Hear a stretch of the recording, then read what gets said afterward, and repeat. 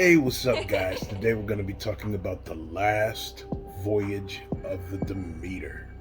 Man, okay.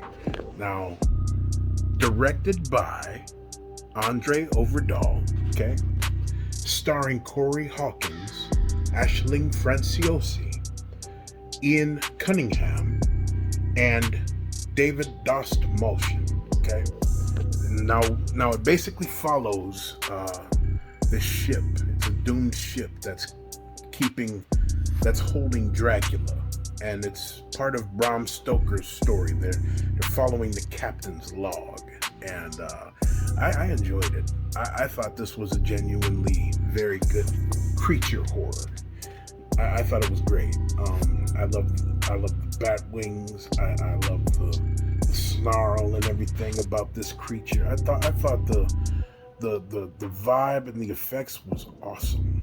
I enjoyed this. I was pretty surprised that critics don't share my enthusiasm for this movie, because I thought, after seeing it, I'm like, I liked it, but then again, I can't really push my opinion too high, can I? You know what I'm saying? But I liked it. I thought it was very good. The cinematography was excellent. The acting from David Dastmalchian was a standout to me. This is the dude that played the polka dot character in Suicide Squad. He's also been in the Joker, or not the Joker, but the Dark Knight, the real shit. Okay.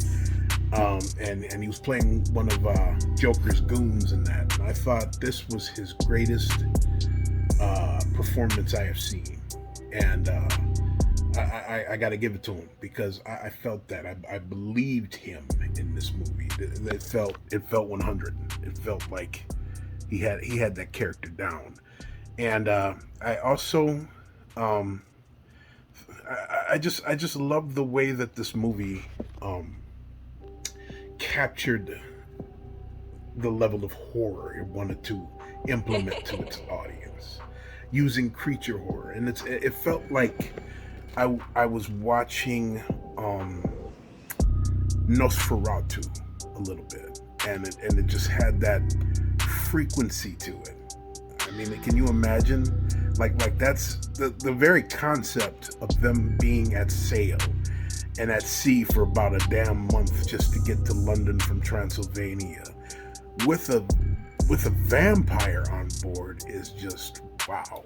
And I also dug Aisling Franciosi, and I liked the plot character that she played, kind of like turning the events as to where the story was going to lead. I thought she did her thing.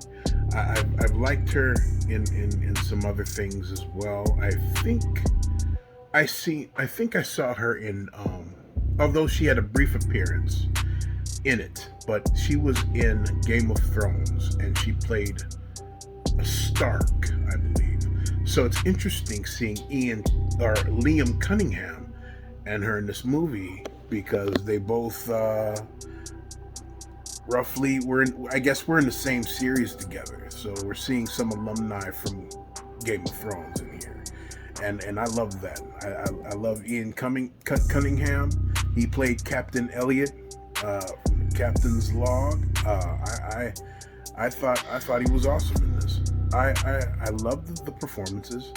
And I'm also happy to see Corey Hawkins stepping up different roles which he's had a habit of doing. Like, when I first saw Corey Hawkins, I saw him play Dr. Dre, and I thought he killed it. I thought him playing Dr. Dre was amazing, and just seeing his career progress throughout the years is pretty awesome, and him having the starring role in it was dope. It made me want more after the movie was over. I'm not gonna really give you the full blown. I mean, it's a doomed ship, but I don't really have to tell you or implement anything about it. But I can say this though. So Liam Cunningham, Captain Elliot, had a grandson that he took aboard on the ship named Toby.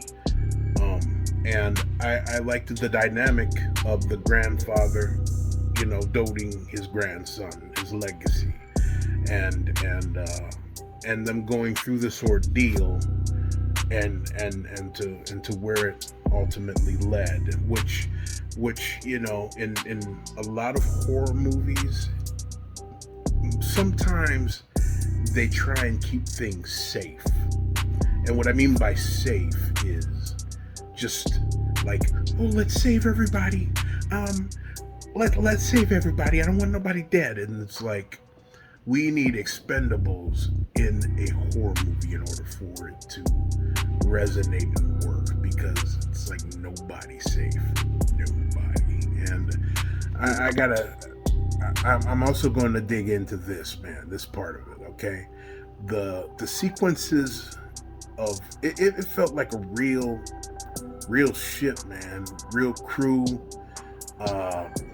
The weather was just banging. The storm sequences were just on fire. As soon as that ship was moving, you were moving with it. That rain was hitting. Oh my goodness. I thought that cinematography was sexy, man. I did. Anyway, I think I'm gonna give it my own honest opinion, because I look sometimes on Rotten Tomatoes and things as to what they rate things or whatever, right? But I'm gonna give it a solid 80%, which in my book is like a B minus, or just a B. I'm gonna give it a B, because I liked it. I liked it. I ain't giving it no B minus. It ain't getting no C neither. So I'm giving it a B. I thought it was a very good interpretation of the vampire Dracula.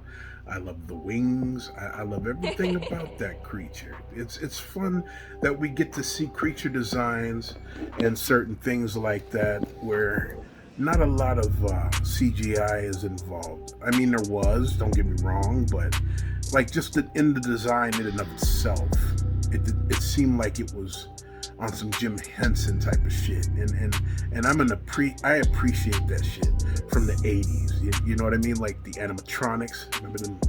Let's go back into TMNT, where the animatronics of the 1990 film, even though it says on my VHS 1989, but that's when they were doing it. They were filming it in 89, released it in 90. So, but anyway, I'm a fan of that. I'm a fan of the makeup and all that stuff and creature design, and we need more of it. We need more of it, and I love that the last Voyage of the Demeter brought that with Dracula. There's even a scene where he's supposed to fit in amongst men. Doesn't really fit in amongst men. He's still the creature. You know what I mean? And I liked that. I liked that a lot, because it's like, no, still Dracula.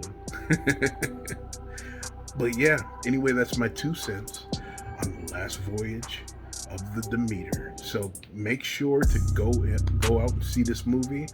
I noticed that there was only one showtime out here, and it's like, ooh. Usually when I see that, most times than not, they're pulling that movie, and that's a damn disappointment, because I hope there's more of it. I hope I get to see a sequel to it in some way. The Pursuit of Dracula through the streets of London, something.